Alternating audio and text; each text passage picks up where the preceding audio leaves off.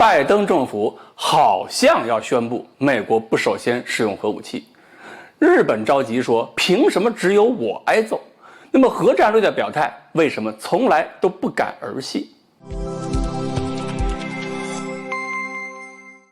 各位网友，大家好，我是刘小飞。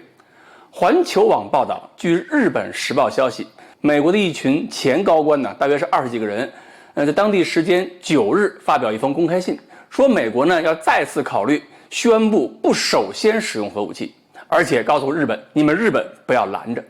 那信的原文挺有意思，说了日本是唯一遭受核攻击的国家，也是废除核武器的坚定倡导者。如果你们日本要阻止这一个微小但是重要的废除核武器的步伐，那将是悲剧性的。话说得挺重，不过我觉得可能理解翻译有误吧，因为环球网的正文写的是美国不会在最初的攻击中使用核武器，那么到底是不先于其他国家使用核武器，还是仅仅第一轮打击中不用核武器，这个目前还说不清，可能需要找到原文我们才能搞清楚拜登政府这个最初的含义是什么。但是不管怎么样，美国这个表态都非常值得重视。我们网上很多朋友有个习惯性说法，说美国人的话一句都不能信。这句话我没法同意啊，因为太轻敌了。一个国家如果一句真话都没有，一句话都不可信，那么这个国家一定是极其愚蠢的。美国怎么可能混到今天这个地步？当年总政治部一个机关首长对我说过，说美国的宣传手法还是有道理的，他们先用真实内容博取人的信任，然后再掺假进去。举个例子吧，可能是99句真话里边掺一句假话，让你信了，以后再慢慢增加假话的比例，所以才有那么多人会相信，会跟随嘛。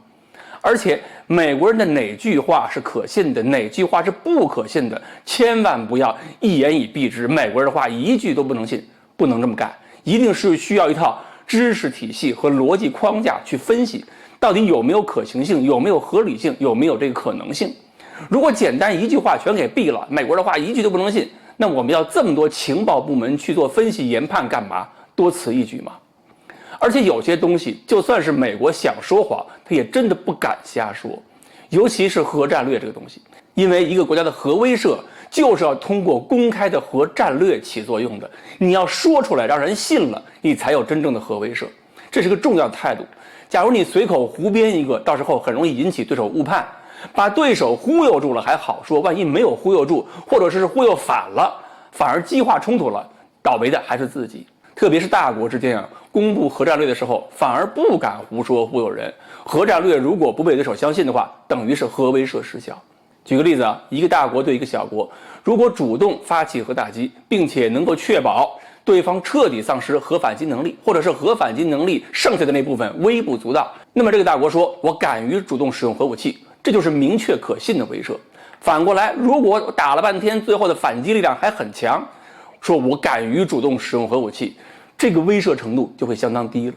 那么再说一个问题，如果一个国家很担心发生核战争，就算自己先开火了，自己一样完蛋，不打才是好事儿，那么他一定要保持一种克制态度，就不能把对方逼进死胡同。而且美国历史上搞不首先使用核武器已经不是第一次了，我们不要看这个拜登有可能宣布就觉得很惊奇。在美国的第7版的 SIOP 中就曾经说过，中国和俄罗斯这2个国家是不能作为主动使用核武器对象的。所以他当时主动使用核武器已经圈定了一个范围，并不是对所有国家都敢用。2016年奥巴马也曾经想过试图宣布不首先使用核武器，但是有外界的阻力拦着他没成功。那个时候也是因为俄罗斯境况不好，如果真的是逼急的话，俄罗斯除了使用核武器同归于尽，也没有别的招数。所以美国就开始考虑这种打不赢的核战争就干脆不要挑起来。所以宣布不首先使用核武器，目的就是避免把强大的核力量对手推进死胡同，也就是尽可能的减少战略误判导致的不可承受后果。核战争没有胜利者，这个结论没有变，而且越来越清晰了。不首先使用核武器这个策略如果公布了，其实对美国才是有利的，而且有可能美国公布之后，很多国家也会跟进。中国是已经宣布过的，俄罗斯也可以考虑，再往后英国、法国、印度、巴基斯坦都可以说这句话。当然了，日本肯定是不高兴的。如果各个核大国都保持了冷静的核战略，日本的利益何在？日本还指望美国的核保护伞先出手，能把朝鲜平一遍，至少能让朝鲜不敢对日本使用核武器。而且，如果大家都宣布了不首先使用，